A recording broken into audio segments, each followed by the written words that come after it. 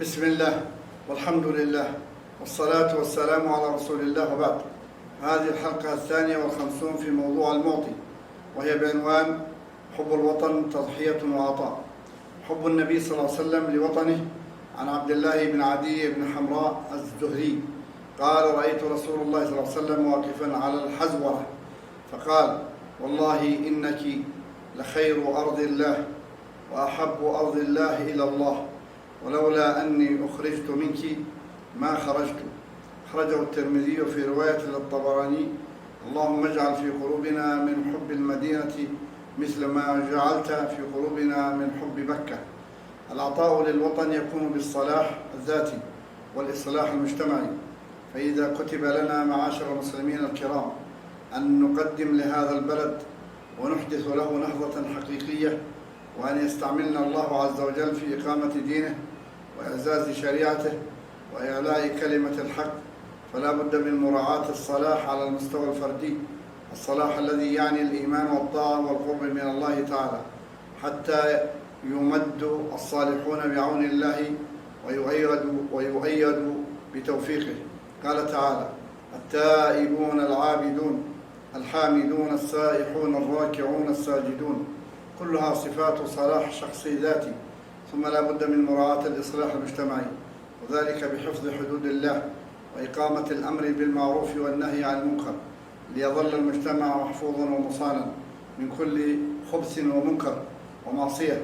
قال تعالى: الآمرون بالمعروف والناهون عن المنكر والحافظون لحدود الله وبشر المؤمنين.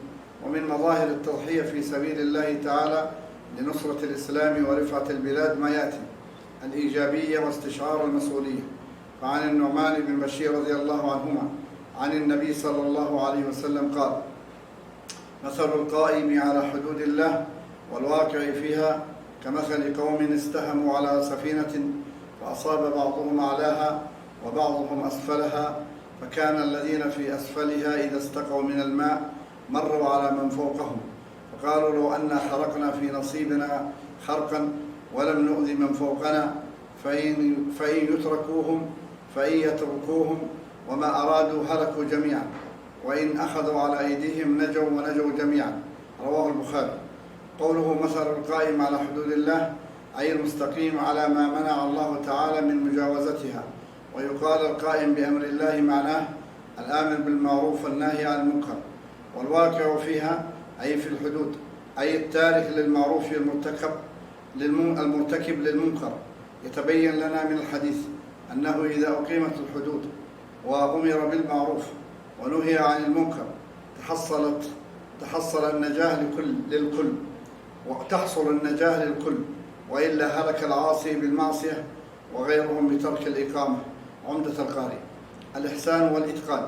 فالإسلام يأمر المسلم بالإحسان والإتقان في كل ما يقوم به من عمل، سواء تعلق العمل بالدنيا أم بالآخرة، وسواء كان هذا العمل في المسجد أم في المصنع أم في المزرعة، عمل الشخص لنفسه أم عمله لغيره. وما يقوم به المسلم من عبادات يجب أن ينعكس إيجابيا على كافة ما يقوم به من أعمال. قال تعالى: وأحسنوا إن الله يحب المحسنين. وقال تعالى: إن الله يأمر بالعدل والإحسان. فنصوص الشرع الحكيم تأمرنا بأن يكون العمل صالحا طيبا متقنا جميلا في كل شيء. الحفاظ على الوحدة ونبذ الفرقة، حيث أمر الله تعالى بالوحدة فقال: واعتصموا بحبل الله جميعا ولا تفرقوا، ونهى عن التفرق ونفر منه فقال: ولا تكونوا كالذين تفرقوا واختلفوا من بعد ما جاءهم البينات وأولئك لهم عذاب عظيم. وعن النعمان بن بشير رضي الله عنه قال: قال رسول الله صلى الله عليه وسلم: مثل المؤمنين في توادهم وتراحمهم وتعاطفهم مثل الجسد إذا اشتكى منه عضو تداعى له سائر الجسد بالسهر والحمى. رواه مسلم. التضحية بالنفس والمال. فلا بد من التضحية لبناء الوطن ليقاوم معاول الهدم، وكذلك لا بد من إيثار المصلحة العامة على الخاصة، والحفاظ على المال العام، والحرص على العمل والإنتاج، والعمل على رفع الكرب عن أصحاب الكروب من الأيتام والمرضى والفقراء والمساكين وأصحاب الحاجة والضعفاء عموما. ولذلك نتواصى بالإسهام في مشروعات العمل الصالح لخدمة المحتاجين ومن ذلك المشروعات الطبية والتنموية والاجتماعية، ولعل ما تقدمه الجمعية الشرعية والجمعيات الخيرية الأخرى نموذج لنا في العطاء والبذل لبناء الإنسان والوطن. إلى هنا ونكمل في اللقاء القادم، والسلام عليكم ورحمة الله وبركاته.